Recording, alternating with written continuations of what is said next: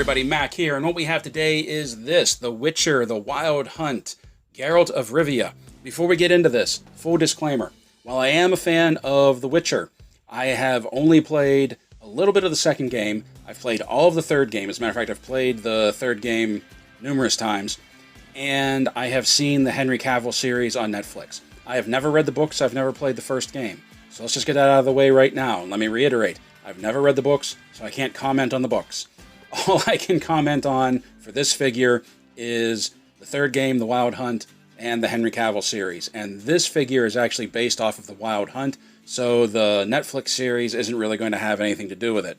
But this is put out by McFarlane Toys, and this is one of his better box designs. Like I said with the DC Multiverse, one thing that kind of disappoints me is the packaging. The box is very Spartan, very bland, very plain. And I get why he's doing that. He's letting the figure speak for itself instead of busying it up. But this is actually a very elegant and simplistic box that I think he's trying to do with DC. It's just not really getting there. You have this very stylized front window right here, which I really like. You have this texturing on the cardboard. You have windows on either side. You have The Witcher, The Wild Hunt, and you have Geralt of Rivia, McFarlane Toys, and on the back you have some really nice artwork, a photo of the figure that is inside. And there's no cross-sell because there's only this, and there's one other figure for The Witcher right now. And I think he's the Master of the Wild Hunt. I can't remember what his name is. I can never pronounce it even when I do see it.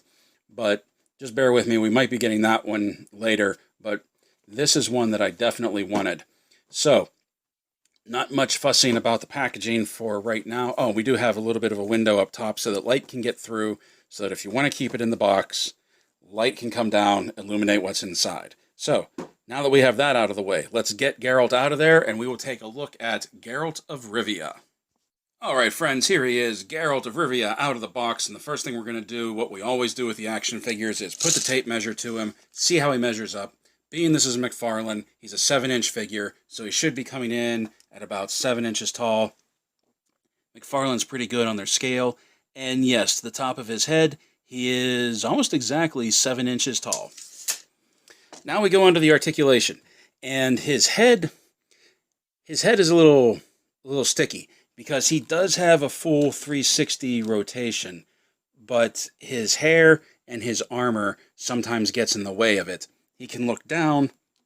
He can't really look up too much. His head is kind of, it is what it is, and it's where it's at. Arms can come all the way up to the side. Oh, a little bit of block there. But the armor is very soft, very pliable, so his arms aren't impeded by it. He has a butterfly hinge in the shoulder, and the shoulder will do a full 360. He has a bicep swivel. You can see his armor is attached to it. Double jointed elbows with some really good travel on them. And he has a wrist swivel and an in and out pivot. Now, he does have an ab crunch. It's covered up by his armor right here. But you can see he can go down, he can go back a little, and also he can move from side to side. I don't know if you can hear that, but there's a ratchet in there. It's all hidden underneath his armor. His armor is very, very soft, very rubbery. Get your arms out of the way here. Now he can do the splits. He has ratcheting legs, and he can really do the splits. Like all the McFarlane Toys we've looked at so far, no thigh swivel, no boot cut. He does have double jointed knees that are kind of stiff, and they have some decent travel to them. Ankle swivel. And it has a side-to-side rocker, as well as front and back, and of course, his toe hinge. So he has all of the same articulation that we've seen from our DC figures we've taken a look at, because now that I think about it, I think this is the first McFarlane figure that we're looking at that isn't a DC Multiverse figure. Now, let's take a look at the paint application. The paint application, compared to some of the DC figures, is very dull. It's all browns and grays, silver for his chainmail, and some blue in here. But that is pretty much exactly how his base armor is. And this is based off of the base armor that you start with in the game. I think it's been a while since I've seen the beginning of the game, but his base armor that he starts with is very plain, and he has this chainmail look going to him, and it looks good. I mean, it looks good for what it is, and it fits him very well. Now, where we do get some really good details in his face sculpt right here, and you can see that his scarring looks fantastic, his eyes look fantastic, even the detail in his beard and his mustache looks great. And even when you take a look around on the back, how he has that ponytail pulled back, and the hair, how the hair isn't completely even, everything looks really good. But I really, really like the detail on his scar that comes down over his eye, and that one that's on the forehead. I think they did a really good job on that. And while we have a up close look at Geralt right here, we can even see that he has his Witcher medallion, the wolf's head, right there. That even the detail on that is really well done. This is probably one of the better ones that we've seen from McFarlane, and McFarlane hasn't been a slouch in sculpting, but this one I feel like just does a really good job of capturing the character that we see in the video game, and it's not always easy bringing things from 2 dimensions to 3 dimensions in such a well done representation. Even his cheeks, which are a little puffy, which I've seen some people review this, and they weren't happy with like the jowls and the cheeks of Geralt, but that's pretty much what he is in the video game, and I think it does a really good job of capturing the character.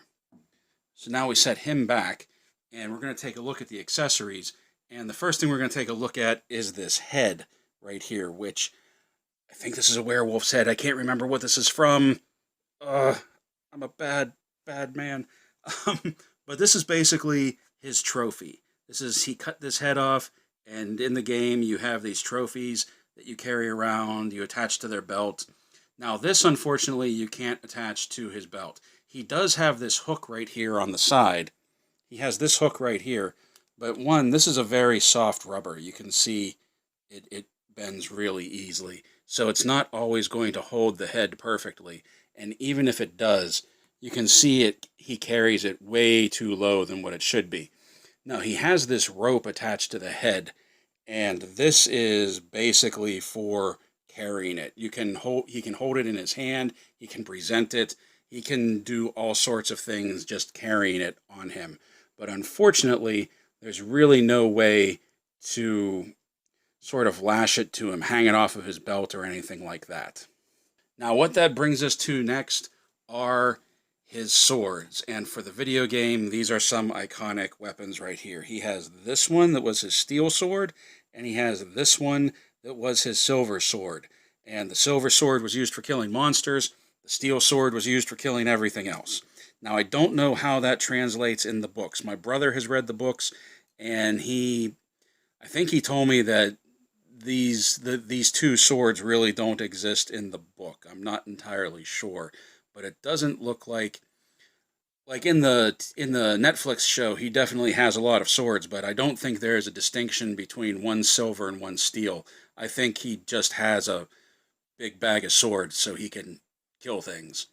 Now, these look really good in his hand, especially this one. The steel sword looks really good in his grip, and I like the way he holds it. The silver sword, however, if you take a look at this, well, even if you bring it up next to the steel sword, you can see a big difference in the handles right there. That this one, the steel sword, fits really well in his hand.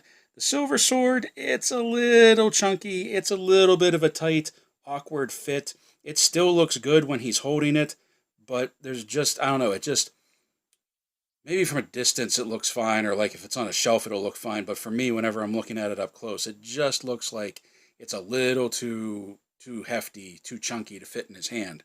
One thing that I really like about the silver one, and I don't know if you can see it on camera, but you can see that there are runes etched into the base of the blade right there. I can't really make it out. It's not very clear, but there are rune etchings in the blade of the silver sword, which I think is a really cool touch. He also has this sheath right here. You can see with this peg, it just pretty much pegs onto his back right there. so that he can carry both of them. And the sheaths are sized to the sword. So the silver one goes in the bottom one, and the steel one goes in the top one. And they are staggered, as you can see, so that they can both fit and they don't really interfere with each other. And just take a look at how cool that looks with him having both of them on his back. And then, as always, we have the display stand, which, once again, I can't say enough how much I think it's fantastic that McFarlane includes a figure stand with all of their figures and how they're personalized, how the DC ones, I don't know if you've ever been able to notice since it's all in black, but DC is etched into the stand. With The Witcher, we just get The Witcher 3, The Wild Hunt, and I think that is really cool as well. Unlike the DC figures, we don't get a trading card with the Witcher figure. It looks like that trading card is only something exclusive to DC, just to give a brief history and synopsis of the figure and the story that it came from. But I really feel like that's something that could be included in all of them, especially with Geralt here, especially in like things like his Mortal Kombat and Borderlands series. So who knows? Maybe down the line he'll start putting a figure card in all of them, but for right now, it just seems like it's DC. So that is our look at our McFarlane Toys The Witcher Wild Hunt Geralt of Rivia figure. All in all, I think it's a really good figure. I don't want to say it's a must-have for collectors because I feel like this is one of those figures that like Witcher fans are really going to want to gobble this up. Otherwise, I have to admit there's not much that really makes this thing pop and would really make a collector go, "Ooh, I gotta have that," unless they're trying to pad out like a D&D adventuring party of figures, which, now that I say that out loud, I feel like that's what I'm going to be doing. But I do like this figure. I think there is a lot of value in its simplicity. I think the detail work, the sculpting is fantastic. I really like the look of his chainmail. I like the face sculpt and the face portrait, the scar. The few accessories that he comes with, I feel really makes the Witcher what he is. The only thing I would have liked to have seen is that instead of the dull gray that the swords are, I could handle the dull gray for the steel sword. I kind of wish the silver sword had a little bit of a brighter blade to it. Also, one thing that I really appreciate is, especially, and I don't mean to keep harping on this one figure, but after the Last Night on Earth Wonder Woman figure and how flimsy that sword was, these are a little bit more beefy. You can see it's a little bent, but that's just from packaging. That will come out in time. But these, they're not hard, so they're not going to break, but they're not nearly as flimsy as that Wonder Woman sword is. So, that is Geralt. I hope you enjoyed this look at him. I know I like this figure. As a fan of The Witcher, I really like having this figure. I'm probably going to get the other one that is part of this line, so we'll take a look and see at that. But until then, play well, everyone. Stay safe, stay healthy, and as always, thank you for watching.